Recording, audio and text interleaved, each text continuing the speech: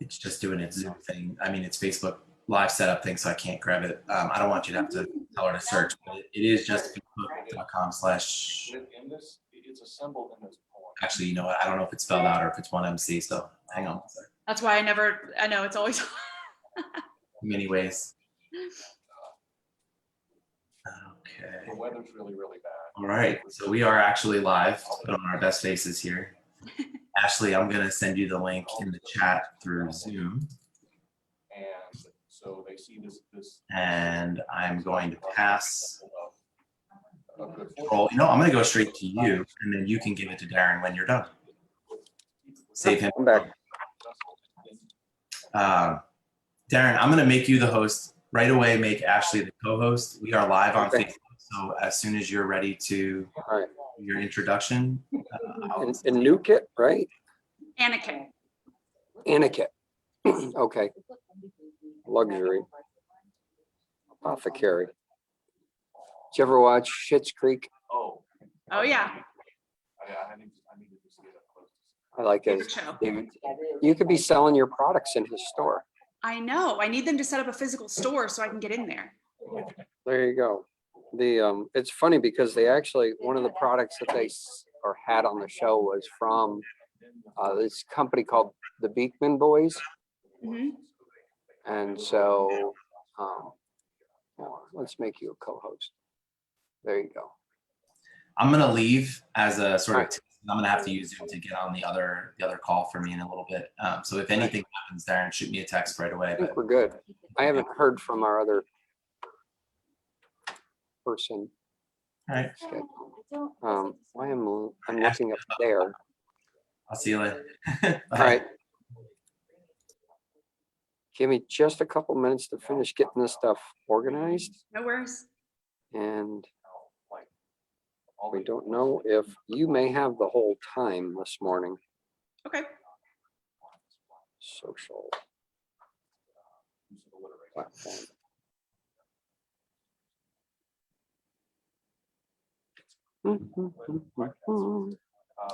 It's from the BBC. It's called In Our Time.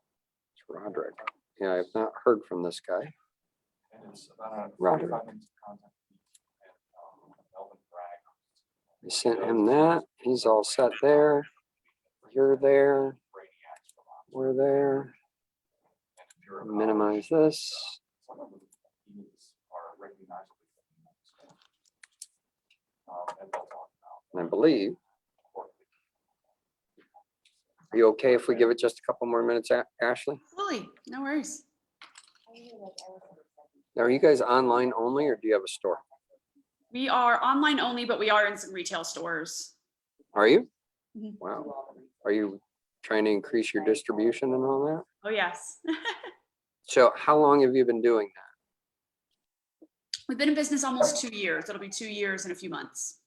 Now, did you have a background in that type of retail, or something new? So you're learning about shelf space and everything else and how to. So I co-host a podcast called Beer and Business. Okay. We drink beer, but we talk about business, and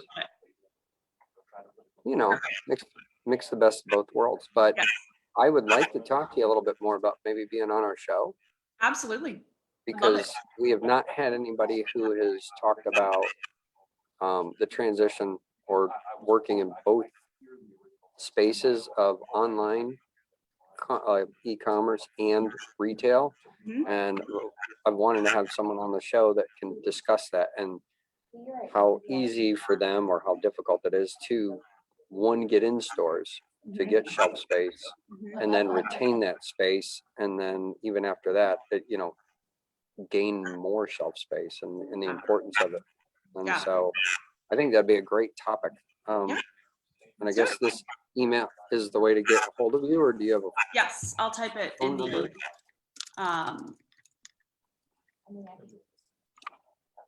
put it in the chat too, just to make it easier on everybody. Okay. I'll write that down before I forget. Ashley with 2 E's. Yep. At Anuket, right? Mm-hmm. Luxury. Where is chat?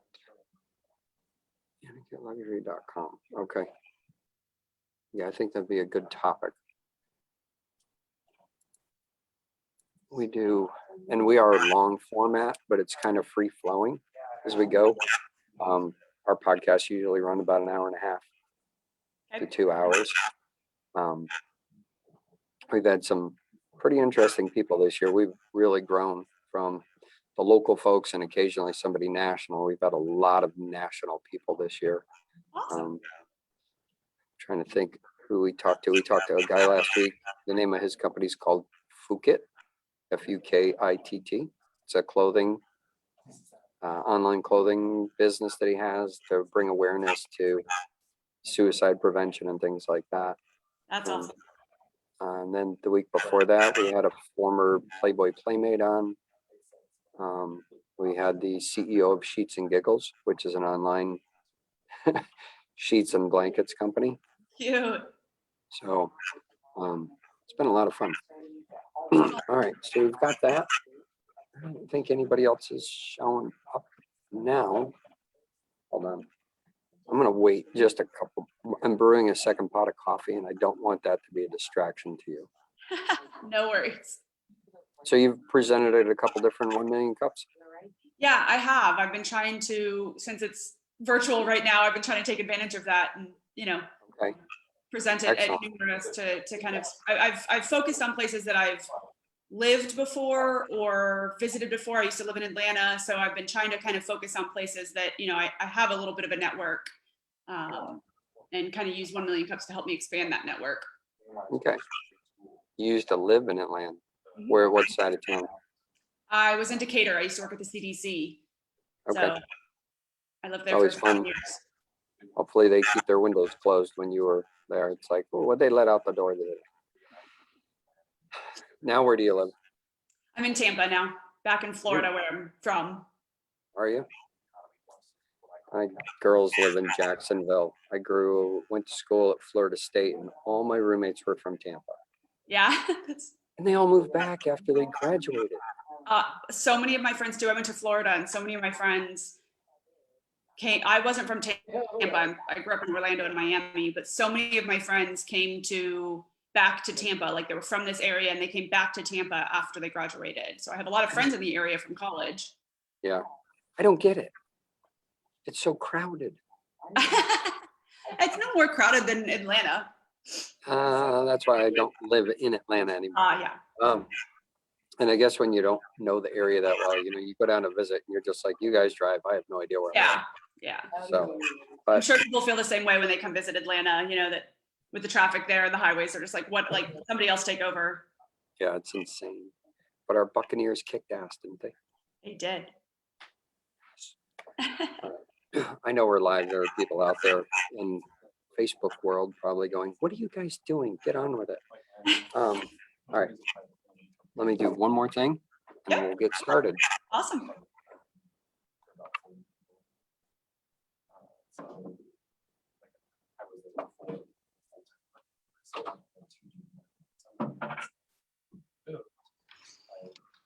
Boots on the ground, and then I got to do all the fun stuff that I want to do.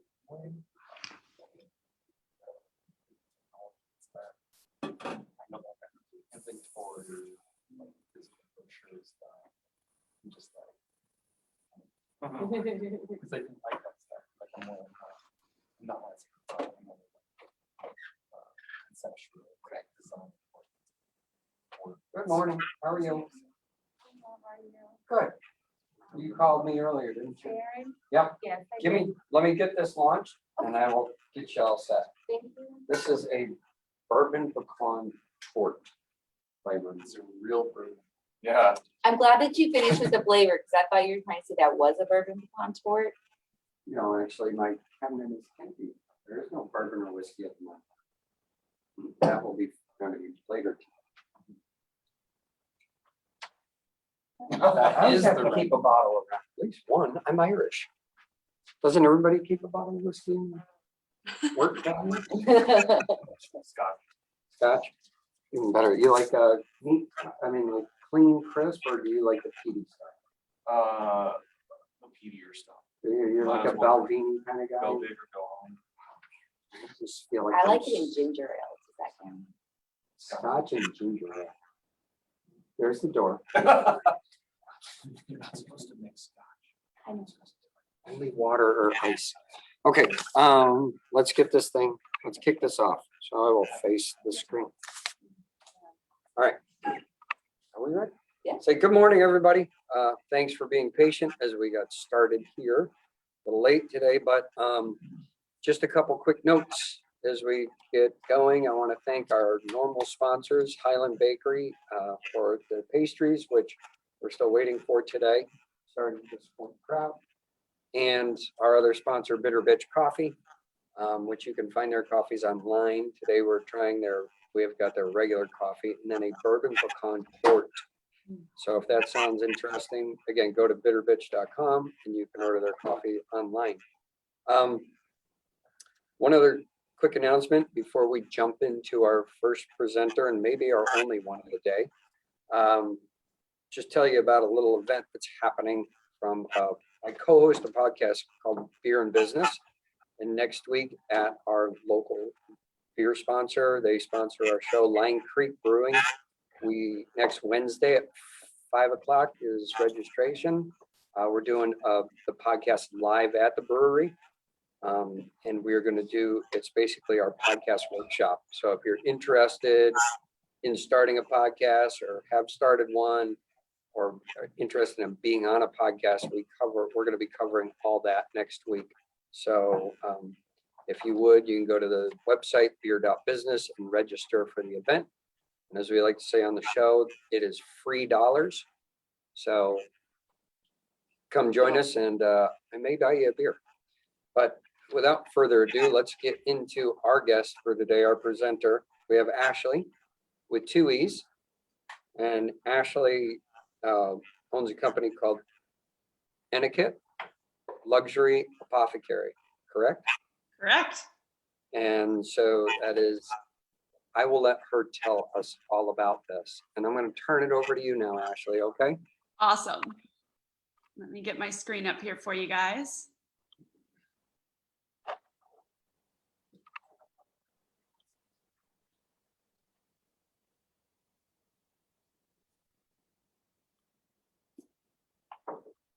All right, can you see that okay?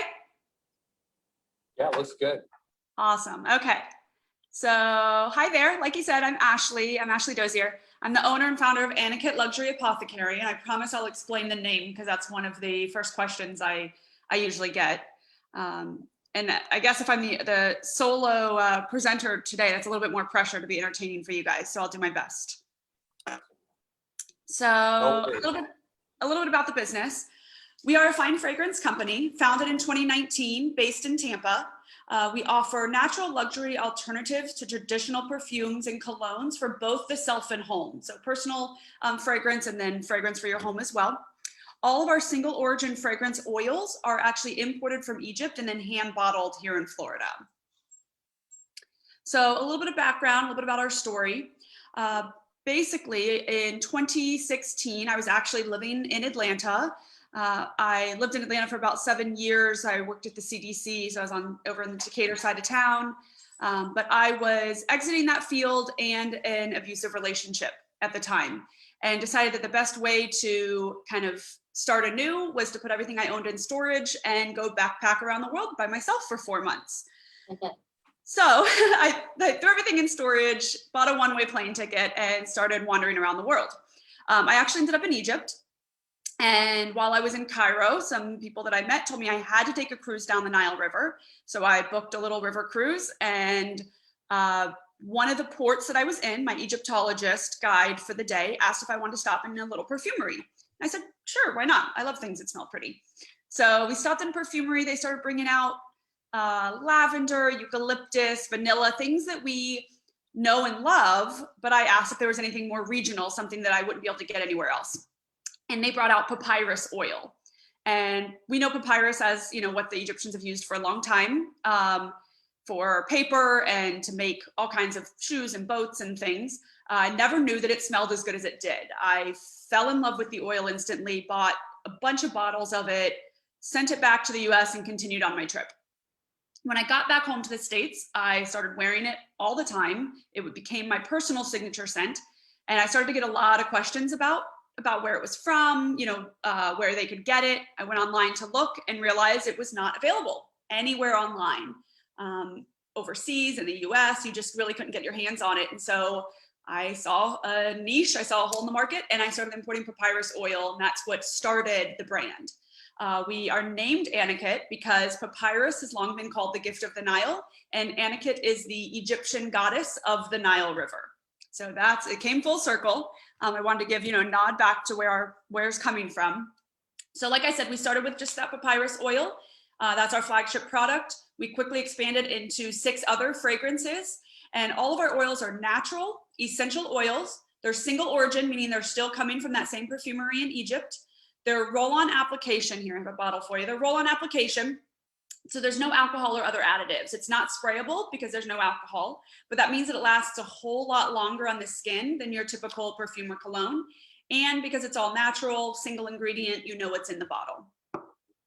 Last year, we launched our self-care line that started with some beard oil, some papyrus infused hair fragrance. We actually teamed up with a hair care line to create a hair oil that's infused with our papyrus. And then of course a hand sanitizer, because it's the product that everybody needed last year. And launching soon, we actually next week are launching our jewelry collection. So it's fragrance diffusing jewelry. I have some of it on, of course. It uses all porous rock, porous stones, so that you can actually put your fragrance on the jewelry. And then we're also launching, it's in development right now, some linen sprays, candles, things like that our customers have been asking for to expand that home fragrance line. So our customer is not defined by gender. Typically, we actually have a pretty wide range of ages as well. Most people like to smell good or like things that like their home to smell good. But we do tend to help customers that kind of want the finer things in life. They want things that are a little bit more unique, that are a little bit more exotic.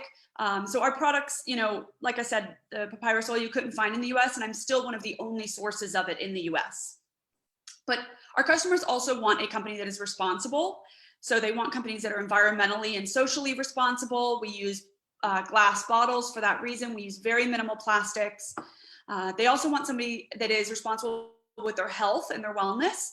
Because my background is in public health, I have kind of a heart for that. And so we're very honest and transparent about what is in our products.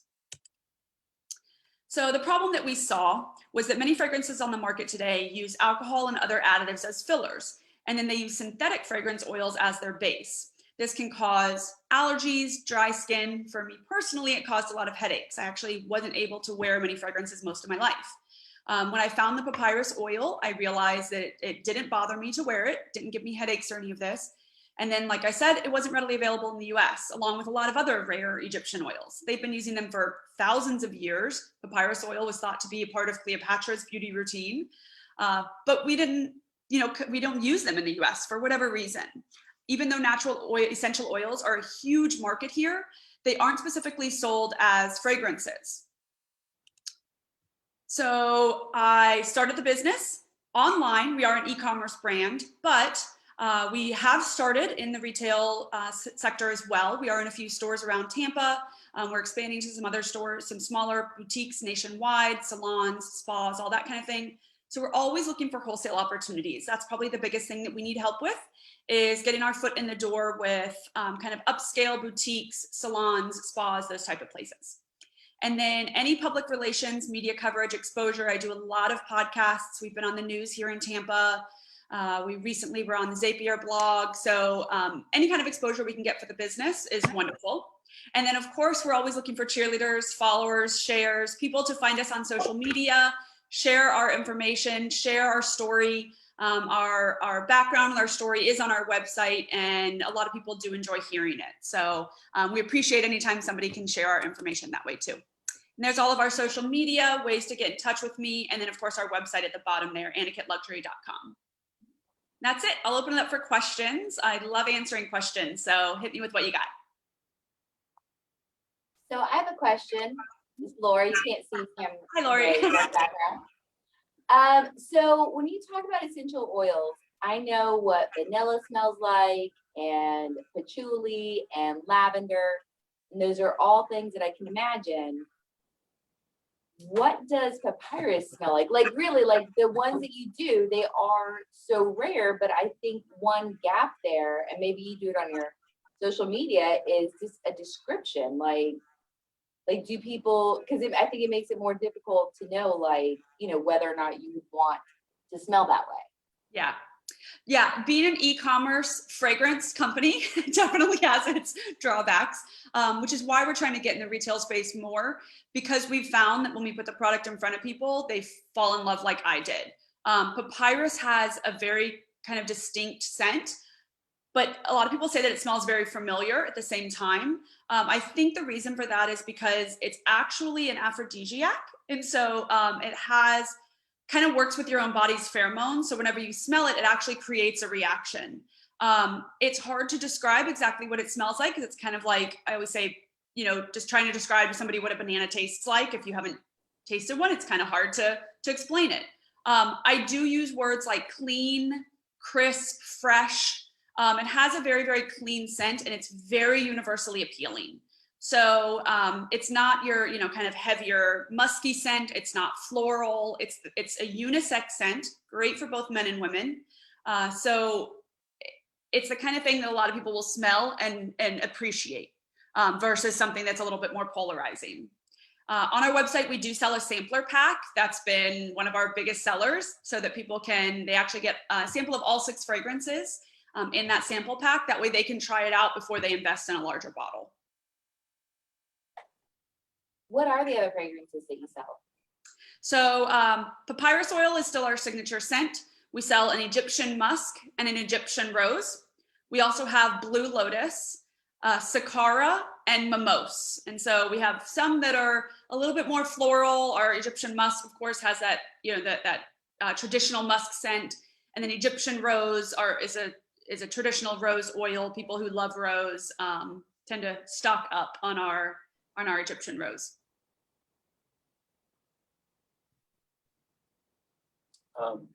I really appreciate that part of your journey is like a 4-month sabbatical with yourself, like a walkabout, as the Australians would say. Can you tell me a little bit about that experience from as an entrepreneur, but also as just an individual that went through growth and transformation? Absolutely. I talk about this a lot because I'm just a huge believer in travel. I think I've said so many times that that trip saved my life. And I truly believe that travel is something that there's no other experience that can give you, you know, the same experience. When I'm looking to hire people, if they have travel on their resume, it means a lot to me, because it means that they've gone out and experienced the world and different cultures. And I think that just gives us a much broader view. So in terms of an entrepreneur, I actually have customers all over the world, mainly because a lot of them have visited Egypt in their travels as well. And they go online to look for papyrus oil. And I'm, again, the only source of it. So they tend to find me, and I ship all over the world because of that. So as an entrepreneur, it did kind of help me understand different cultures. It's helped me create relationships in other countries. And so I'm working with some people in other countries to try and get our product there. Working with a company in Brazil right now, working with someone in Australia to try and get our products, you know, in other countries in front of people versus just online. So for that, your network can never be, you know, big enough as an entrepreneur. Personally, absolutely life-changing. I visited 12 different countries in that time. I made friends in different countries that I still have to this day. It was, for me, exiting an abusive relationship and traveling solo was a huge test to get my confidence back, to, you know that I could rely on myself again, after being told for many years that I would never make it on my own. So it was great growth for me, to really be able to know that I could kind of do anything. And I definitely didn't set out knowing that I was going to start my own business when I got home. It actually took me a couple of years to set all the channels in place to be able to even import the papyrus oil from that small perfumery. So I wasn't going through it thinking, let me find something to turn into a business. But it was very serendipitous. And so, not only did that change my life at the time, but it has created an amazing company for me now that I'm really thankful for. And so I think that, like I said, travel just kind of helps open your horizons a lot to different things. I didn't have an itinerary, and so it really let me kind of ask locals, where should I go next? What should I be seeing? And I gained a lot from it. That's the number one thing. We talk about travel a lot in our company's blog, on podcasts. I do a lot of, kind of travel inspiration, travel quotes, because I just believe that there's nothing else that can replace it. Awesome, thank you. So if someone like me here in this part of Georgia, south of the airport, would consider leasing brick and mortar space with foot traffic and would start buying your product wholesale, what else would go well with that at a brick and mortar store? What kind of storefront would you see brand wise working with your stuff? Yeah, so any kind of upscale boutique. The first boutique that we got into was here in Tampa in Hyde Park Village, which is just kind of an upscale shopping area, kind of like Buckhead type of area in Atlanta. And they're a men's haberdashery called Ella Bing. So Ella Bing Haberdashery sells our products. They sell really well in the store. The store doesn't carry men's clothing. They do custom clothing. Everything else is men's accessories and gifts. So from your bow ties and ties and socks and belts and wallets and all that kind of stuff. And then they sell men's self-care items as well. So our fragrances, beard care, things like that. So really anywhere like that, they sell really well in men's stores. In salons and spas. So Med Spa, we have a salon that we're partnering with in St. Pete that is, your typical kind of facials and massages and things like that, but most of those have a store in front. And I did a pop-up event there, and the owner fell in love with the products and wants to carry them in the store. So we're working on that right now. So really anywhere, the good thing about it is that it's the kind of product that if you set near the register, with samples, with the tester open and people smell it, it's a major impulse buy because it's such a unique scent. And like I said, people kind of just fall in love with it and feel like they need to have it. Boutiques that are women's boutiques as well that sell clothing, but might want to have, a few of those kind of impulse buy type of products near the register, like I said. If they have any jewelry, like I said, we're launching our jewelry line that can carry the fragrance on it. So anywhere that carries jewelry would be great as well. And then since we're expanding into home products, candles, linens, things like that, linen sprays, gift shops have also started to really take a look because candles are a huge gifting item. I have a question for you, but when it comes to, I know it says kind of going through your website at the same time, that you hand select everything yourself. How do you maintain your quality control? So I do hand select the products myself. They send me sample oil. Like I said, I have visited the perfumery over in Egypt. And so I'm familiar with, the source. I hand select, they send me samples of new scents and I hand select those all myself. And then in terms of the other products, the beard oil, the diffusing or the hand sanitizer, those types of things, because I have a background in public health and in medicine and sciences, and I actually did have a small background in self-care. I worked for a makeup company for years while I was in college. So I do have a little bit of background in that. And then I worked with a skincare company when I lived in Atlanta, and I still actually own a franchise with that skincare company. But because of that, I gained a lot of knowledge in that field. And so I'm very familiar with, what products can be used on the skin, what is safe and what's not. That science background really helped me there. So I'm very cautious of where I get my ingredients from. I don't get ingredients from all over the place. I make sure that I have just a couple sources for things that's going in our beard oil. You know, I know what's going in it. I hand produce our beard oil right now. So the quality control it's completely under my control. And that's important to me. That's one of the things that I said, you know, that I want to make sure that we are a very honest and transparent company. So I really keep tabs. That's the control freak in me, that I really keep tabs on everything, and make sure that we're, you know, giving our customers what we're promising. So I'm assuming most of your products come in glass bottles. Yes. And as you know, maybe not up here at least, there's an issue recycling glass these days. Recycling companies don't want to recycle glass, so that's just being put back into landfills, etc. Have you considered any other options to help the environment? Absolutely. Yeah, we definitely want to stay on top of that as much as we can.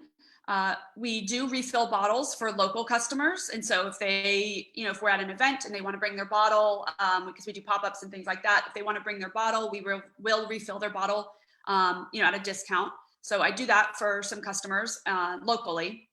And then beyond that, I'm looking into, you know, as much of that as we can. Like I said, we use minimal plastics because I know that some glass goes into landfills. And that's not where I want them to end up. So I really try to make sure that, you know, people know that they can even reuse our bottles in their own way too. All of our labels on our bottles are actually, like, we still do put stickers on the bottle so that the label can be removed and you end up with a blank bottle that can be cleaned out and reused.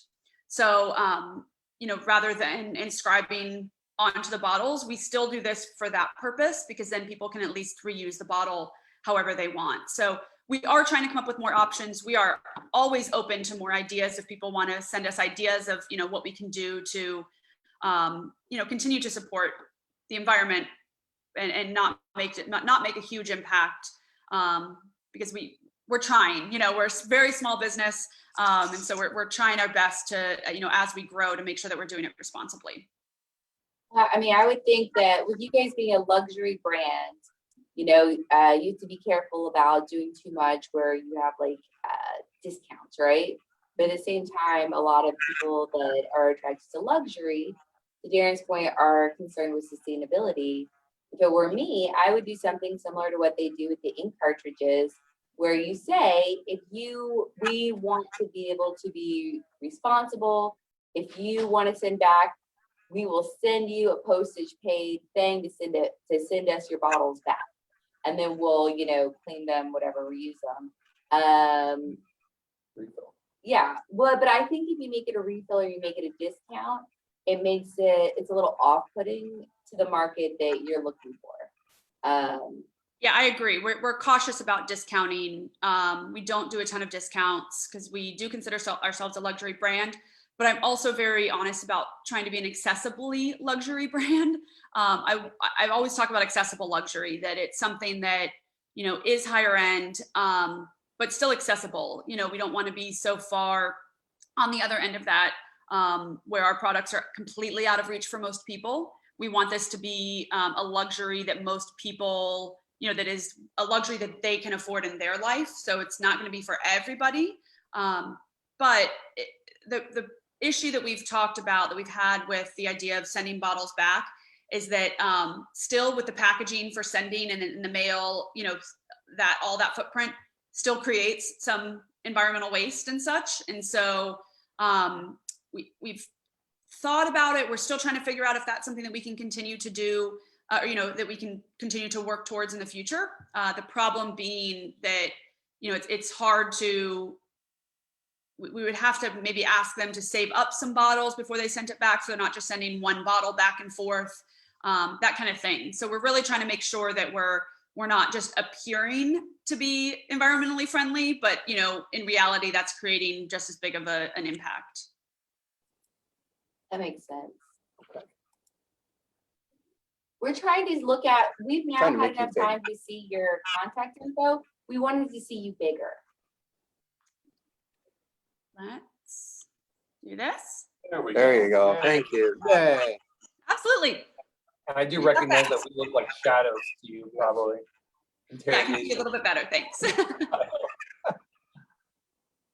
What other entrepreneurial adventures have you had prior to this, if any?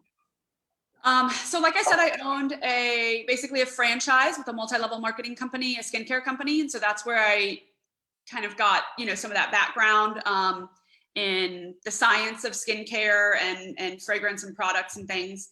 I also, when I lived in Atlanta, actually owned a pharmaceutical supply company, and I hated it. It wasn't something I was passionate about.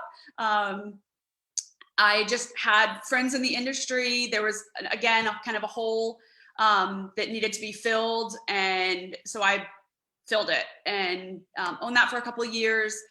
But because it wasn't something I loved to do, I didn't wake up every morning like excited to do it. And so my desire to do it faded pretty quickly. And then when I was exiting that relationship from Atlanta, I gave up the business to my partner and went and traveled and just happened to find another business on the way. So. Awesome. I do like the branding that you had through your slideshow. I really like the combination of like the natural, but then also the very glam kind of script. I thought it went well together with what the images that you're trying to portray. Thank you. I love branding. It's one of the things that I really enjoy doing when it comes to business. And so we're actually working on creating kind of just I've been told by everybody that I work with, my interns and my marketing team, everybody, that just some of my spreadsheets and my brand style guide and things like that are really great. And so I'm trying to work on putting those together as templates to share with other small businesses, because I think it is something that's hard, and it can be very, very expensive if you're just starting out to pay somebody to do all of your branding. It is important. So I don't want to, take away from anybody who does branding for a living. It is important to understand what all goes into a brand. And I was lucky enough, like I said, that I had businesses before. And so I understood a lot about branding. And so I did all of our branding myself. And I enjoy it. And so I really want to be able to try and help other small businesses do that themselves for a lot less expensive when they're starting out. And then as they grow, of course, if they need help, going beyond that, then I certainly, recommend hiring a professional at that point. But I do think that when you're just starting out, it's not one of those things that you need to invest a ton of money in until you really start to have some income from your company, some revenue. So so is your business profitable at this point? We are. How long did it take you to hit that mark? Pretty quickly, because I have bootstrapped the entire business myself. I started with $500, and so started purchasing a small amount of the oil, bottling it myself, created my website myself, learned along the way how to do all of it. And I've worn every single hat in my company, and took, from our first sales, took that revenue, invested in more products, more bottles, more oils, and have just continuously grown from there. I know we're getting to a point where that's not going to be possible, where we're going to need kind of a bigger investment. We have some, possibly much larger orders coming in the near future. And so it's going to be, we might have to then start looking at capital and things like that. But yes, right now, because we've kept our costs very low and bootstrapped everything, we've been profitable basically since day one. Congratulations. Thanks. Well, I'm a big fan. Love your story. Say that one more time. Said I'm a big fan. I love your story. Oh, thank you. I appreciate that a lot. Or I guess I'm a new fan. We'll take new fans anytime. So I'm also starting up my podcast again. I think you'd be a great guest for the show. So I'll reach out to your email on that. That'd be great. I love doing podcasts. It's one of my favorite ways to just kind of, obviously I like to talk. So it's one of my favorite ways to just to reach other people and tell my story. And I've talked about so many different aspects of it, you know, from the branding, you know, how to brand a business, from, you know, starting a business from scratch, you know, bootstrapping it, like starting it with nothing. And I've talked on mental health podcasts as well, you know, to talk about abusive relationships. I'm very open about what I went through because I think that it's just, I've learned too that people like to connect with somebody. So when they know who's behind the brand and they understand who they're buying from, and you know, that I'm a real person, a normal person, and I, you know, am just trying hard to build a brand and a company that I'm really passionate about and I really love. And I'm, you know, excited for people to try these oils because I do think that it makes a difference. You know, when you start using something that you love and that's safe and it just, it's cool to introduce people to something very new and very unique. Absolutely. Very good. I'm Samuel, so just be looking out for an email. Awesome. And I I appreciate do, it. my podcast is on mental health, so. Awesome. Perfect. Any other questions? I'm good. I will have to say that was an excellent presentation. That's probably Thank you. one of the best or better. It was the best. No. I think we say one of the better, and he's like your top 3 girl. Top quintile. Yeah, Yeah. you're better. You're one of the better that we've seen lately. You got your stuff together. How about that? Can I tell my boyfriend that you said that? Sure. Yes, you can. He's an entrepreneur as well, a small business owner as well. And so, but he knows, he's very supportive and I appreciate it. But I always appreciate hearing that because you know how it is on the other side. You feel like you're a mess all the time when you're trying to do everything. And so to hear that, it means a lot. No, your slides were put together. They made sense. You had your everything down pat, like you practiced your presentation like a person should. You didn't come in and try to wing it like that one guy. Which guy? Oh, the one All of them? like the one who had the whole beach background Yeah, yeah, blowing yeah. and his lighting was horrible. I mean, you And got it was a medical device? Yeah. Oh my God, yeah, Yeah. he was the worst. So this is like a breath of fresh air for us. Oh, thank you. Well, keep it up and we wish you a lot of success with this. And maybe in like a year, we'll have you back on and see, you know, present. That's the one thing that a lot of folks don't do. And it's our job, I guess, as the host of each chapter is to follow back up with folks like a year and see how their progress has been. So that's a little hint. You might want to put that on your calendar. Like, I want to present again in the future. All right. That's an awesome tip. I love that. I put everything on my calendar. That's the only way I stay organized. So I appreciate that reminder to go ahead and put it on my calendar now to reach back out to you guys. And I'm up there. My family, my mom, we own cabins up in Blue Ridge, Georgia. So I still fly into Atlanta all the time and come up there for the market. So even if we're back to presenting in person, I could get up there sometime. Excellent. Excellent. Anything else? Good. All right, Ashley. Thank you. Thank you guys. Guess that wraps it up, everybody, for I'm not even going to stand for this month of 1 million cups. As you know, this chapter meets once a month, the first Wednesday of every month at 8:30. So we look forward to you joining us next month for our 2 presenters then. And everybody enjoy the rest of April. All right. Take care. Thanks, Ashley. Bye. Thank you. All right.